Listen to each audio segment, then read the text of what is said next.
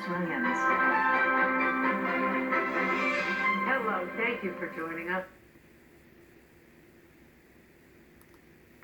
A lame duck session. Those stories and more next on NJTV News.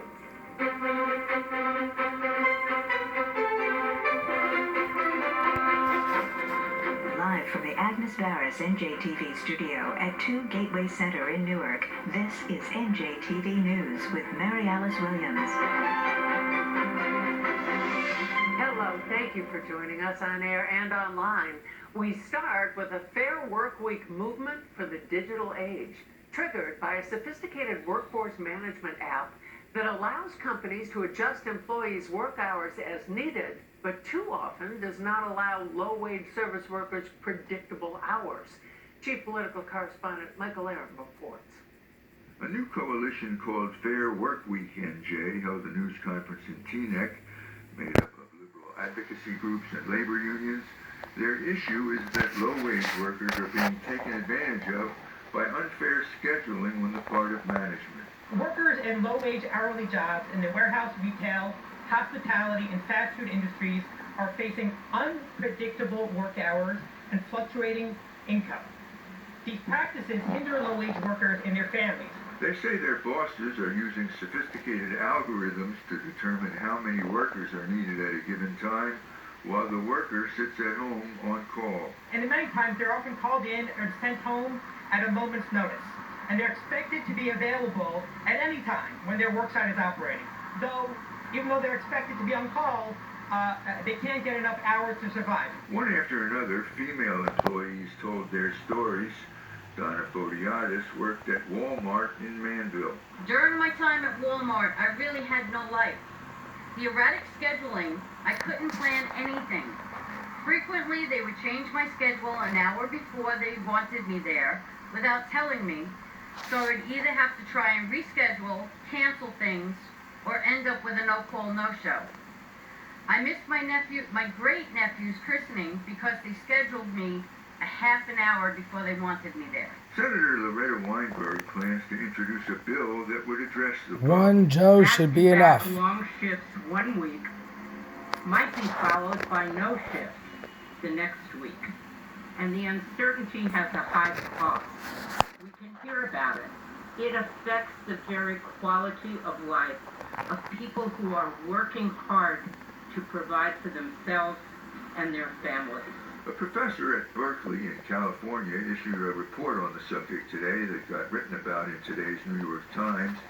It says unfair scheduling can unsettle an entire family. 1 in 10 American children has a parent who works in retail or food service. For these kids, instability in their parents' schedule shows up directly in their own lives. Imagine trying to arrange for childcare when you don't know when you'll work or how many hours. A family doctor echoed that. I'm trained as a family medicine physician, and in even just hearing the stories today, the overwhelming theme that you hear is anxiety. There's stress that's being produced for no apparent reason. Stress that's put on that then ends up coming home with you to your family. The coalition says the problem especially affects women of color, and it says other jurisdictions like New York and San Francisco have passed ordinances that impose certain requirements. They await Senator Weinberg's bill.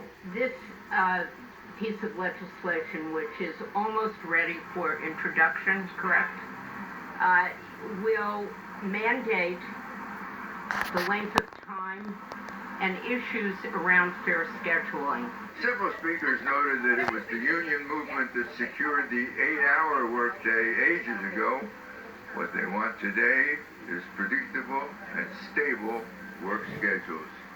In Teaneck, I'm Michael Aaron, NJTV News. The future of New Jersey's communities and economy rides on a working rail line, and New Jersey Transit's on track to start working more reliably. Just 2 days after more than 20 trains were canceled for lack of engineers, NJ Transit has graduated a new class of 7 in all, with more to come. Brandon Nosey has the story. For this graduating class of railroad engineers, the stakes are high. 7 men will help fill the dire need for train operators at New Jersey Transit. celebrating the end of their formal training at a ceremony inside the agency's Kearney maintenance yard. Getting you out of this building past your final check ride and into a train cab will mean fewer unscheduled cancellations. It will mean getting people where they need to be when they need to be there. The graduates completed 20 months of rigorous training with dozens of 4. tests. It's the second class of engineers joining NJ Transit's ranks this year, bringing the total number of new operators to 20 19. parents.